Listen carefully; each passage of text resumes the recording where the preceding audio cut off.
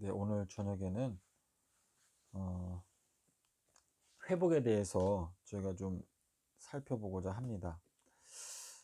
우리 신약 성경에 회복이라고 하는 표현이 어, 8번이 나와요. 8번.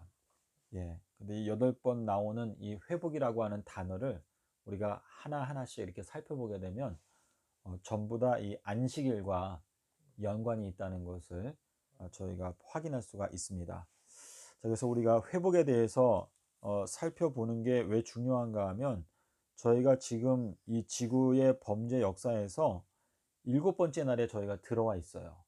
그래서 7번째 날에 너희가 아무 노동도 하지 말라라고 하신 그 말씀은 저희가 지난 6천년 동안에는 우리가 여러 가지 일들을 많이 해왔지만은 이제 우리가 7번째 날에 들어왔기 때문에 하나님께서 자기 일을 쉬시는 것처럼 우리들도 이제 우리 자신의 일을 쉬고 오직 주님의 일에 우리가 관심을 가져야 되는 안식일에 들어왔다는 뜻이 되겠죠. 그래서 우리가 마태복음 12장에 있는 말씀을 보게 되면은요, 여기 회복이라고 하는 단어가 처음 나타나고 있는데 이 마태복음 12장 13절에 가면 주님께서 안식일에 오른손 한편 손 마른 자를 고쳐주시는 그 이야기가 여기에 나옵니다. 그래서 여기 마태복음 12장 10절에 가면 여기에 안식일에 병 고치는 것이 옳으니까 라고 이렇게 물어보는 장면이 나오거든요. 그런데 12장 13절에 가니까 뭐라고 되어 있죠? 이에 그 사람에게 이르되 손을 내밀라 하시니 저가 내밀매 다른 손과 같이 회복되어 성하더라 라고 이렇게 말씀하셨어요.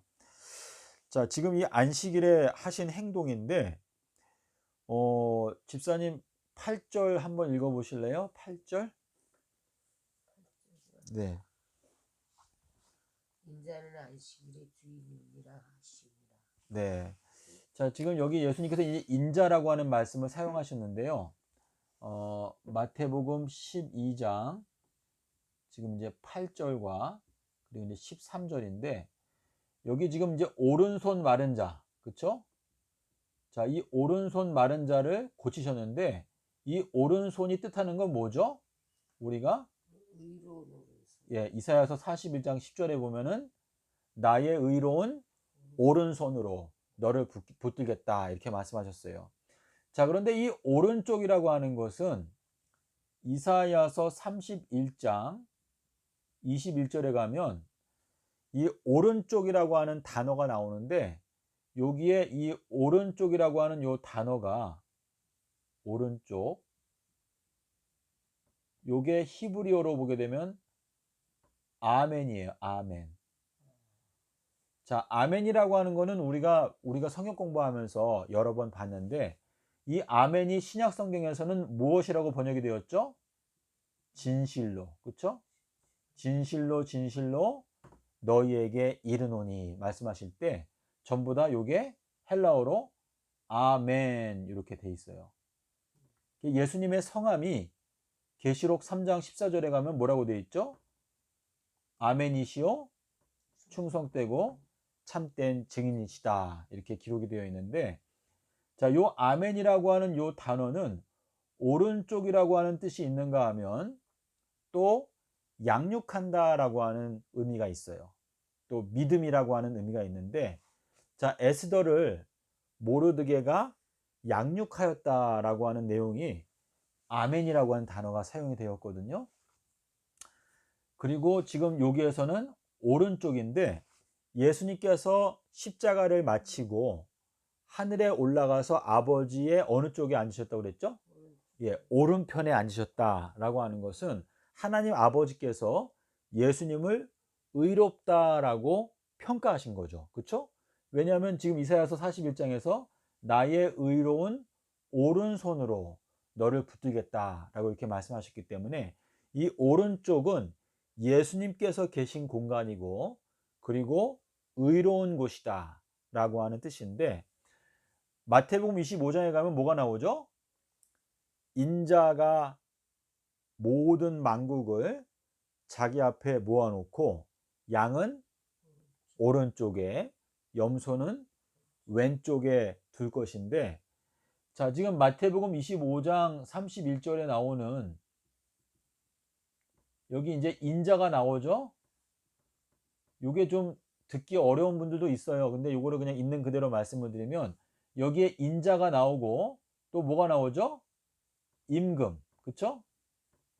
임금이 나오고 또 아버지가 나와요. 그쵸? 그래서 저 인자가 뭐라 그랬어요? 여기에서 만국. 인자가 만국을 자기 앞에 모아놓고 그리고 양을 오른쪽에 염소를 왼쪽에 둘 것인데, 그때의 임금께서 말씀하시기를, 오른편에 있는 자들에게 말씀하시기를, 창세로부터 너희를 위하여 예비된 하나님의 나라를 어떻게 하라? 상속하라. 그래서 여기에서 임금은 누구예요? 이거는 예수님. 예수님을 나타내죠. 그래서 임금이 말씀하시기를 나의 아버지. 그래서 여기에서 말씀하시는 이 아버지는 하나님 아버지를 뜻하는 거죠. 그렇죠? 예. 그래서 지금 여기 마태복음 25장 31절에 나오는 요 인자는요, 요거는 엘리야를 주님께서 말씀하시는 거예요. 이렇게. 예. 자, 그래서 지금 오른쪽이라고 하는 거는 결국 뭐예요? 예수님의 편에 서 있는 자들. 그 사람들이 양에 속하는 사람들이고, 염소는 왼쪽에 둔다. 이렇게 지금 말씀하셨는데, 여기에서 인자는 안식일의 주인이다라고 하신 이 말씀은, 주님께서는 안식일에 오른손 마른 자를 회복시켜 주셨는데, 이 안식일이 뜻하는 것은 일곱 번째 천년기를 의미함과 동시에, 그리고 우리 기독교인들에게 있어서는 2022년도 이 안식년을 또한 의미한다는 것을 저희가 알 수가 있습니다. 지사님께서 기억을 더듬어 보시면 이스라엘 자손들이 요단강을 건넌 날짜가 며칠이었죠? 1월 10일이요. 1월 10일. 기억나시죠? 예, 그래서 여호수아서 1장 11절에서 여호수아가 뭐라고 말했어요? 이제 우리가 이제 3일 안에 요단강을 건너게 될 것이다 라고 말했는데, 그 요단강을 건넌 날짜가 아비벌 10일이었어요. 그렇죠? 그래서 요 아비벌 10일이 이 마지막 예언을 통해서는 언제 성취가 되는 거예요?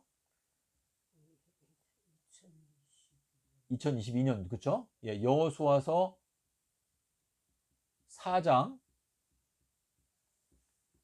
19절에 가면은 아비벌 10일 날 이스라엘 자손이 요단강에서 어떻게 했다 그랬죠? 올라왔다 그랬어요. 근데 예수님께서도 침례를 받고 물에서 어떻게 됐다?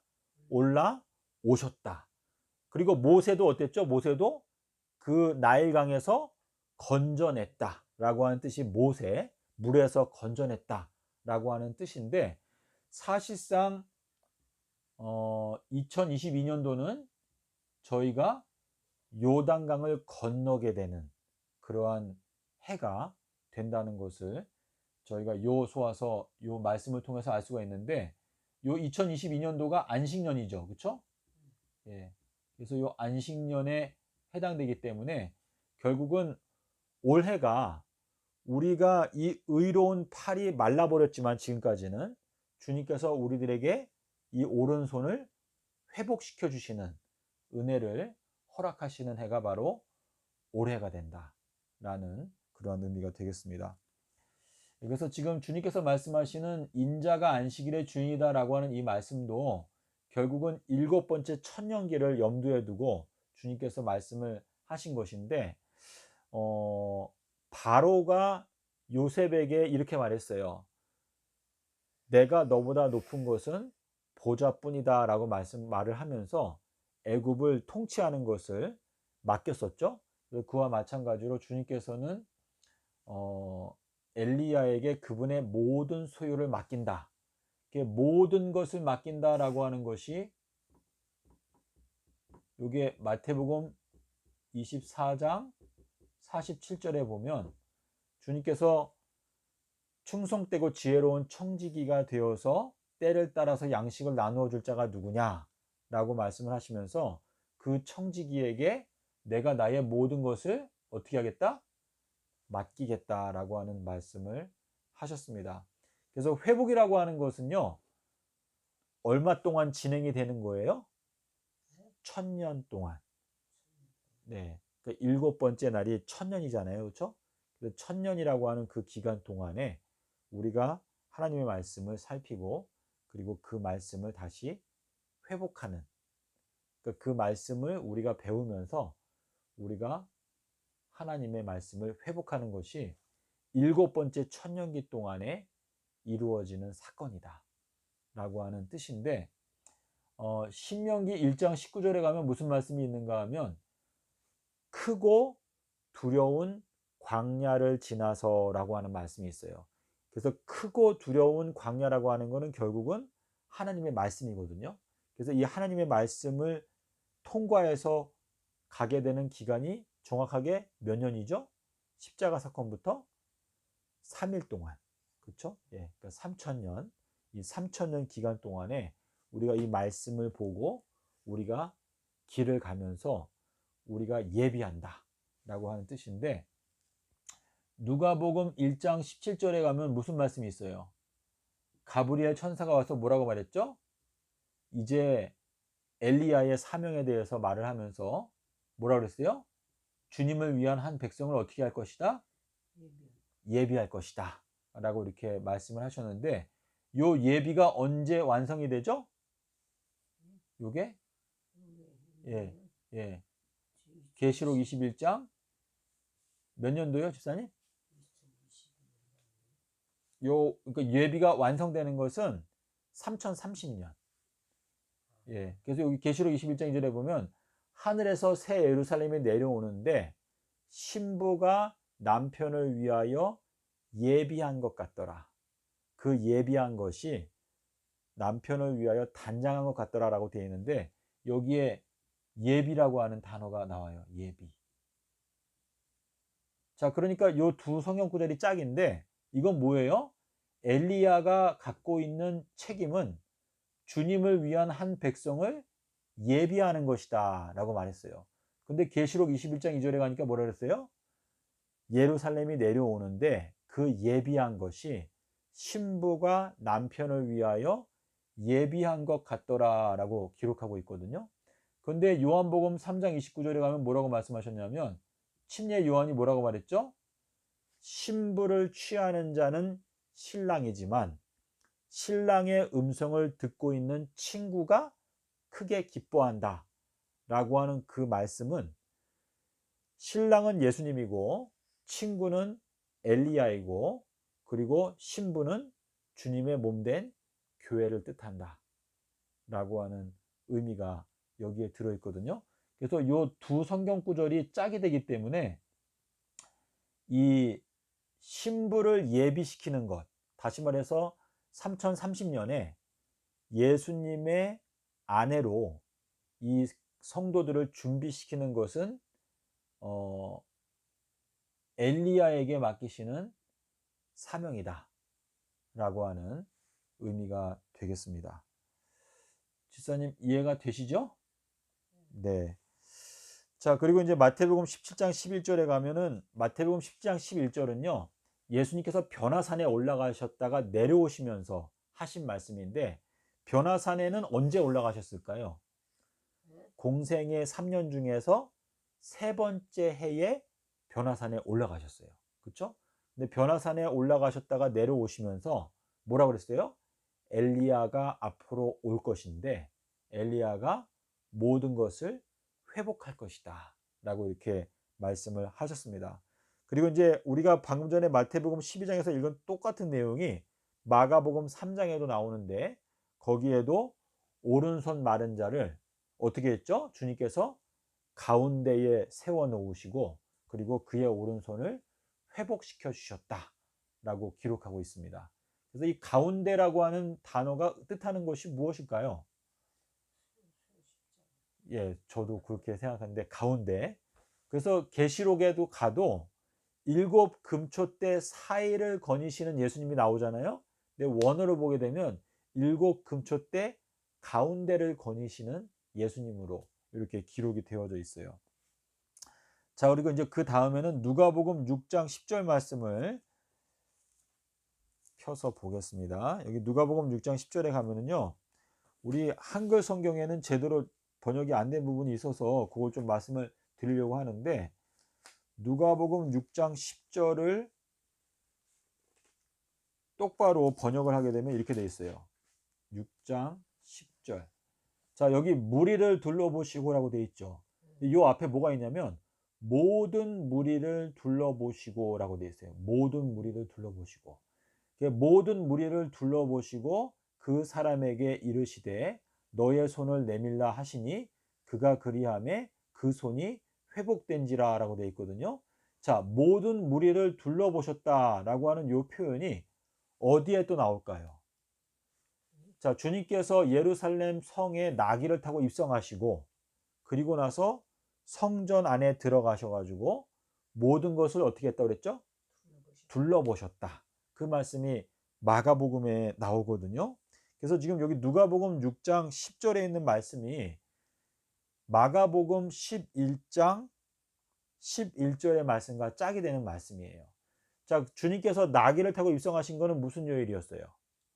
예, 토요일 날 나귀를 타고 입성하셔가지고 아비벌 10일 날 그 성전 안에 들어가셔서 모든 것을 다 둘러보셨다라고 하는 그 말씀은 사실상 2022년도에 주님께서 현 기독교회 성전 안은 뭐죠?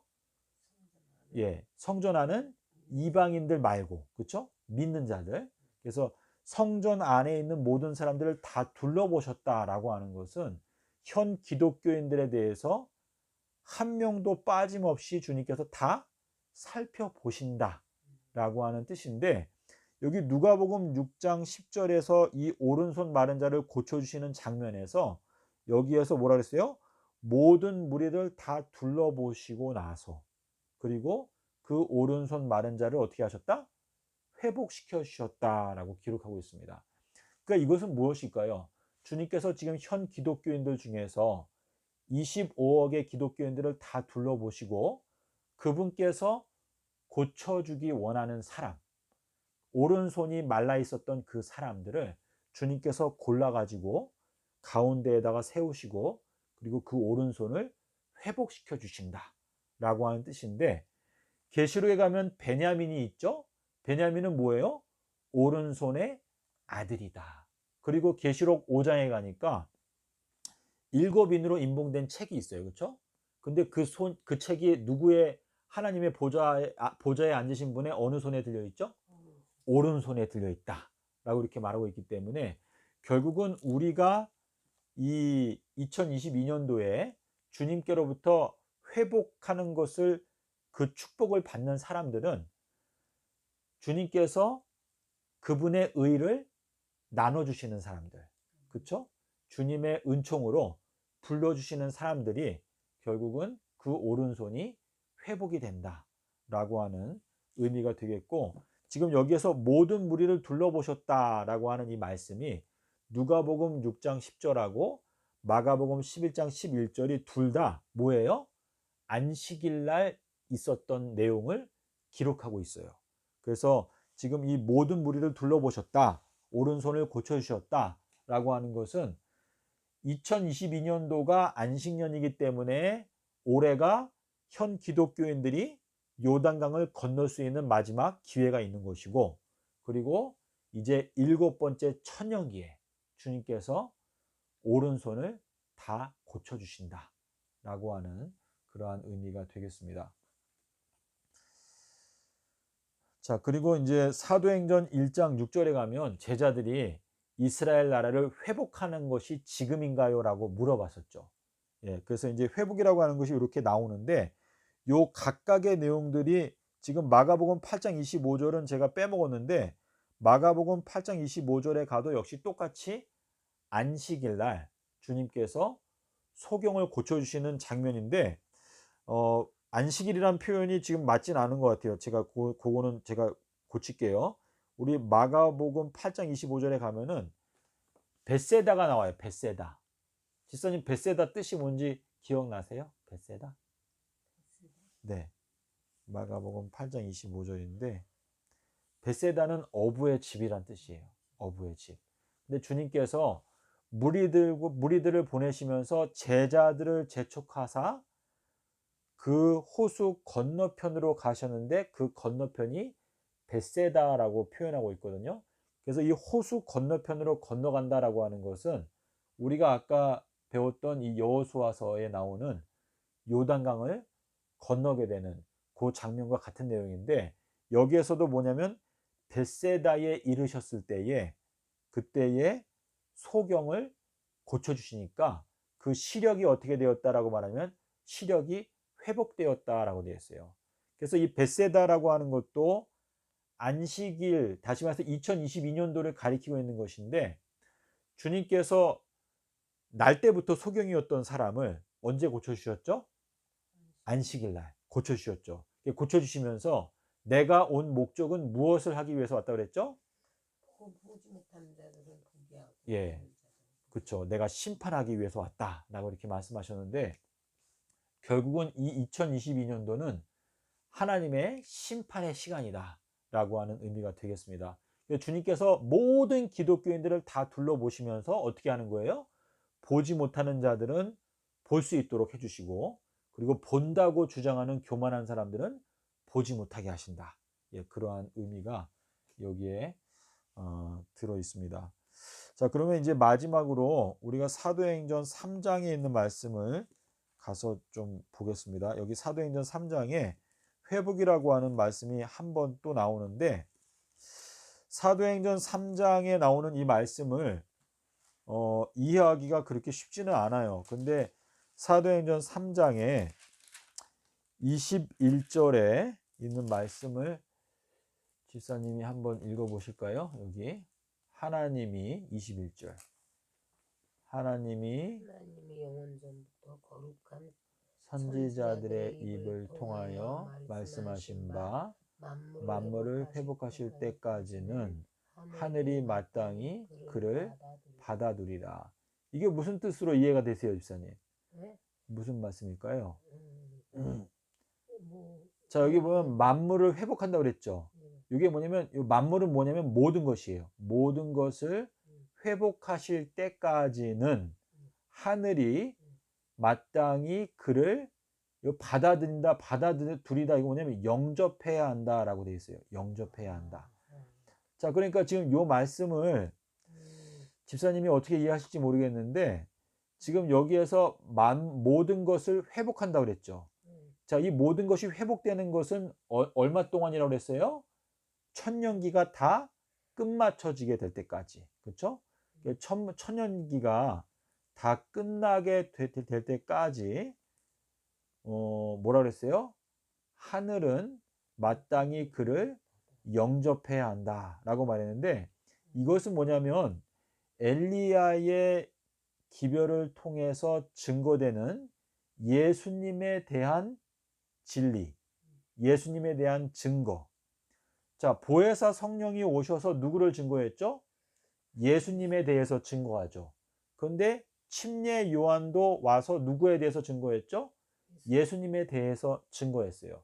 그러니까 우리가 알 수 있는 건 뭐냐면 아버지께서 보내시는 성령이 우리 인간들의 마음 가운데 각자에게 역사를 하는데 엘리야에게도 하나님의 성령 보혜사가 역사를 해서 엘리야가 예수님에 대한 진리의 말씀을 깨닫고 예수님에 대해서 증거를 하기 때문에 그 예수님의 증거를 배우고 받아들이게 된다라고 하는 의미죠. 그러니까 사실 우리가 알고 있는 성경 지식이 지금 현재 저나 집사님이나 굉장히 미미한 출발에 불과해요. 우리의 처음은 미약하지만 우리가 이제 앞으로 1000년이라고 하는 세월 동안에 너무너무나 장구한 세월이죠. 하지만 그 기간 동안에 우리가 이 성경 말씀 속에 나타나 있는 예수 그리스도에 대한 증거를 우리가 배우면서 예수님이 십자가에서 죽으실 때 비록 힘없는 어린 양처럼 죽으셨지만 그분이 얼마나 위대하신 분이고 우리가 그분을 경외하는 것을 1000년 동안에 이 진리의 말씀을 통해서 배우게 되는 것이죠. 여기에서 말씀하신 대로 모든 것이 다 회복되게 될 때까지 하늘은, 이 하늘이라고 하는 것은 구원받은 백성들은 반드시 그 예수님의 증거, 엘리야를 통해서 증거되는 그 진리의 말씀을 영접해야 한다라고 되어 있어요. 왜냐하면 1000년이 지나간 다음에는 우리가 어린 양의 아내로 완전히 준비가 끝나야 되거든요.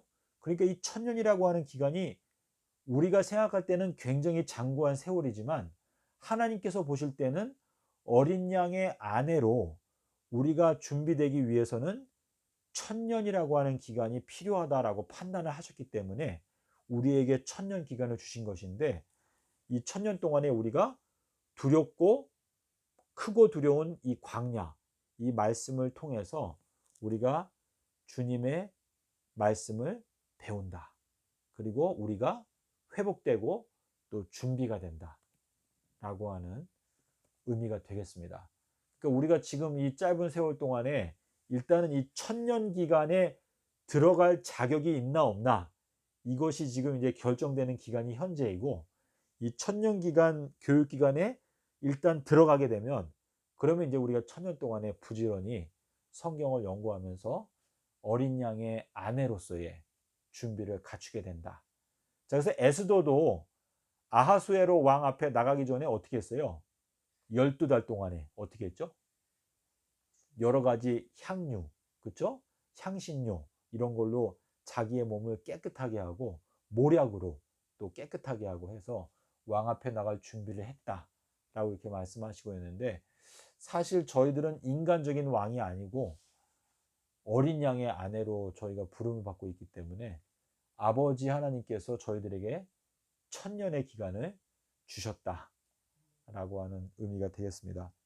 그래서 우리가 알 수 있는 것은 제가 이렇게 신천지인들이랑 얘기를 하다 보니까 신천지인들은 지금 제가 드린 이 말씀을 들으면은 이 신천지 교리랑 안 맞아요. 그래서 지금 주님께서 말씀하시는 것은 엘리야가 모든 것을 회복한다. 그 성령 보혜사가 모든 것을 가르친다. 그리고 예수님께서 모든 것을 해석하신다. 이렇게 기록이 되어 있거든요.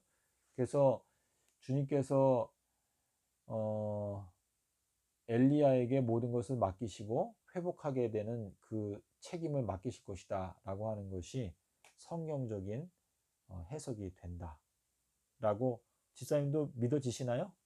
예, 그래서 오늘은 우리가 성경 공부를 여기까지 하고 마치도록 하겠습니다.